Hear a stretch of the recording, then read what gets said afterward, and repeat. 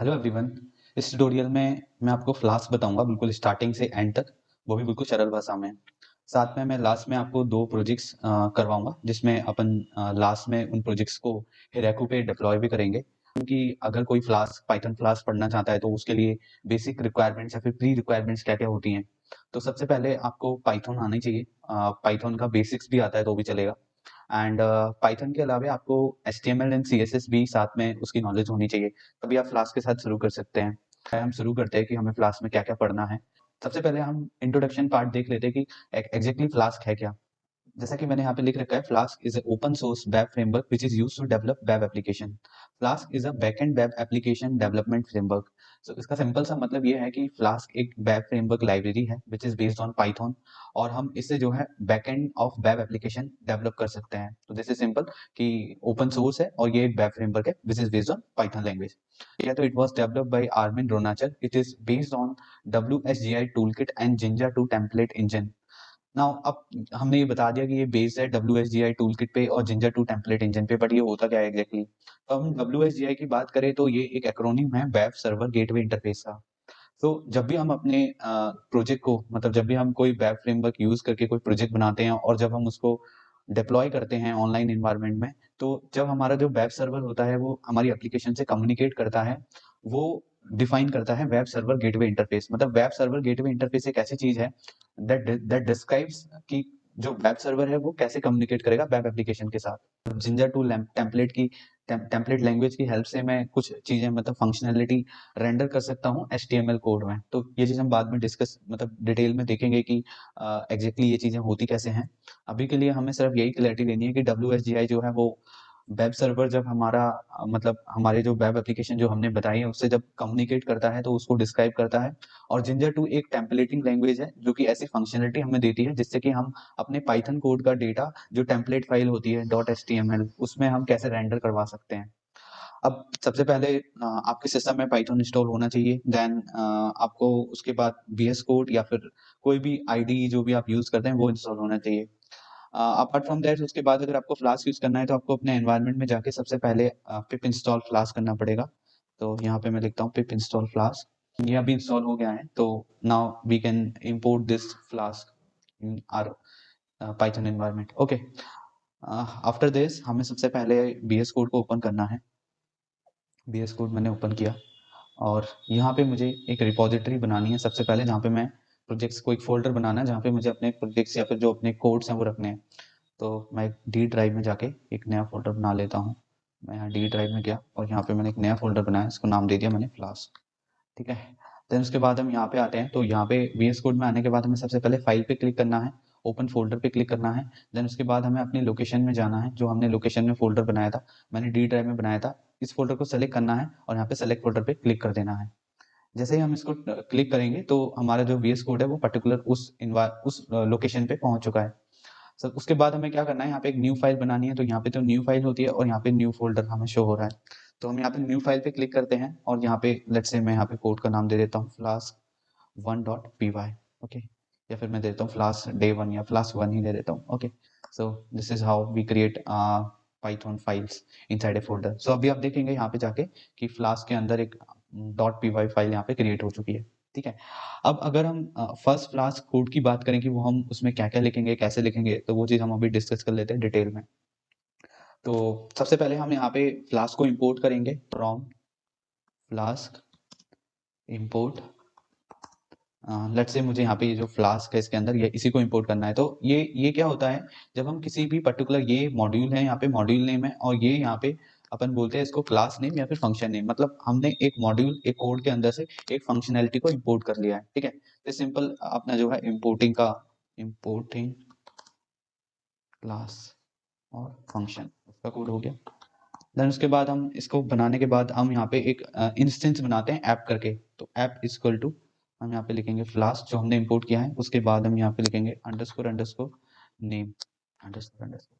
अब कई लोगों के दिमाग में क्वेश्चन आ रहा होगा कि app equal to flask underscore underscore name ये क्या बनाया है।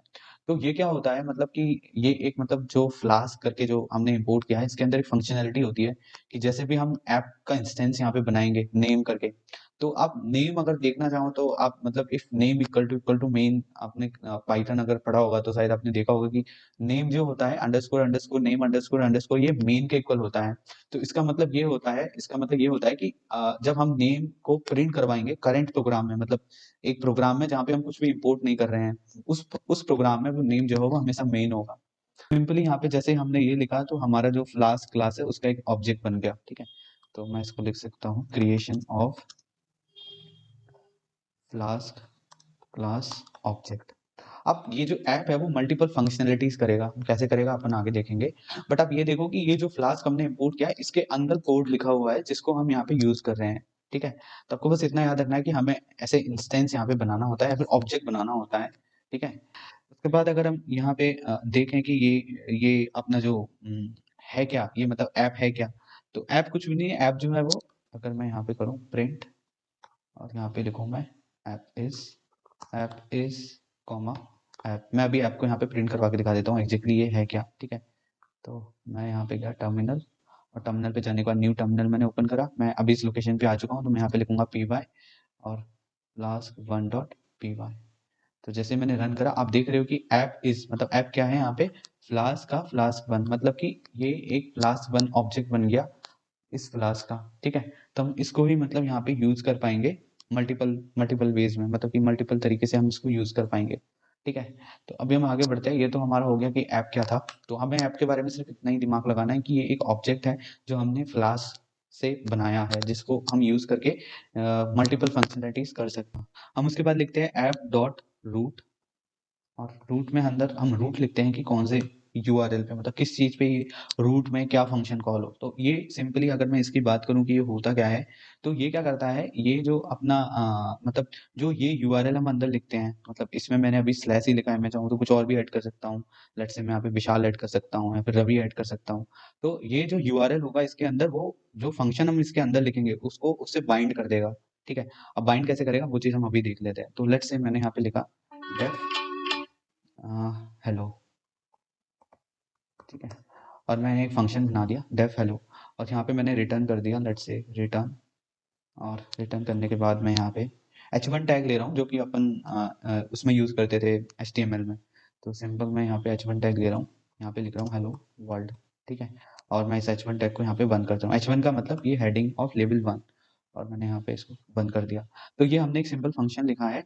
तो फंक्शन ये जो है वो इस रूट से बाइंड हो गया, ऐप डॉट रन, और यहाँ पे हम लिख देते हैं debug इक्वल्स टू ट्रू। अब ये ऐप डॉट रन क्या है, ये जो ऐप हमने बनाया था ऊपर अभी, मतलब मैंने आपको बताया था इसकी मल्टीपल फंक्शनलिटीज हैं जो हम क्लास से ऑब्जेक्ट बना के कर रहे थे। और फिर हमने लिखा ऐप डॉट रन, तो डी ऐप डॉट रन का मतलब हुआ ये कोड जो है वो अपना रन हो जाएगा, इस रूट पे ये वाला फंक्शन चल जाएगा। सिंपल हमें ये समझना है, P Y plus one dot P Y. तो जैसे हमने ये रन करा, इसने हमें एक यहाँ पर ये दे दिया, मतलब जो लोकल होस्ट का जो अपना लिंक होता है वो हमें दे दिया। तो सबसे पहले हमें इस लिंक को ओपन करना है, तो इसको हम ओपन करके देखते हैं कि एग्जैक्टली अपना क्या आ रहा है।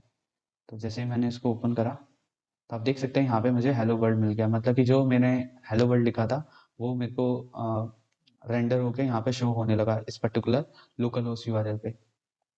तो ये था अपना सिंपल फर्स्ट प्रोजेक्ट जहाँ पे हम रूट करके एक फंक्शन को सिंपल रन कर रहे थे। तो ये अपना एक बेसिक सा प्रोग्राम हो गया जो अपन यहाँ पे रूट करके रन कर रहे थे। अब मैं अगर इसमें चाहूँ कि एक और मैं रूट ऐड कर दूं, तो मैं यहाँ पे सिंपल लिखूंगा ऐप डॉट रूट, और यहाँ पे मैं कुछ और यूआरएल दे सकता हूँ। लेट्स से मैंने यहाँ पे दे दिया स्लैश टेक, ओके। और मैं अब इस वाले रूट से नए फंक्शन को बाइंड करूंगा, नए फंक्शन को बाइंड करूंगा, और बाइंड कौन करेगा, ये ऐप डॉट रूट, ठीक है। तो ये चीज जो ऐप हमने बनाया था ऊपर क्लास से, उससे ही रूट होगा। तो मैंने यहाँ पे लिखा डेफ सेकेंड, ठीक है, फंक्शन का नाम दे दिया, और यहाँ पे मैंने लिख दिया रिटर्न, और यहाँ पे मैं लिख देता हूँ फिर से h1 लेवल की हेडिंग, एंड लिख देता हूँ this is response from second function, ठीक है। और सिंपल मैं यहाँ पे h1 को बंद कर देता हूँ। h1 मैंने क्लोज कर दिया, देन ये आ गया।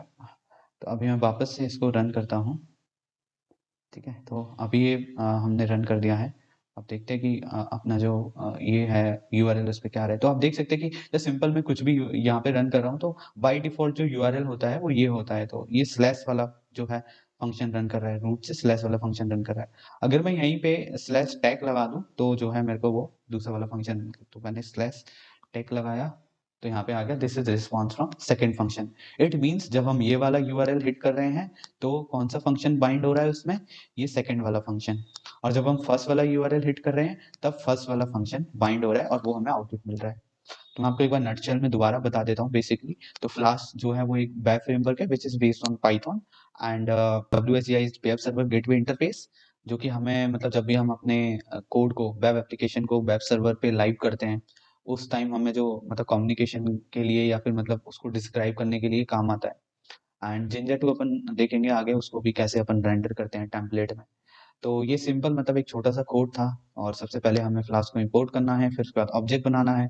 ऑब्जेक्ट बनाने के बाद फिर ऑब्जेक्ट से ही अपने को डेकोरेटर बनाने हैं, डेकोरेटर से रूट डिफाइन करना है, रूट डिफाइन करने के बाद हमें फंक्शन लिखना है जो कि उस पर्टिकुलर डेकोरेटर से बाइंड होगा।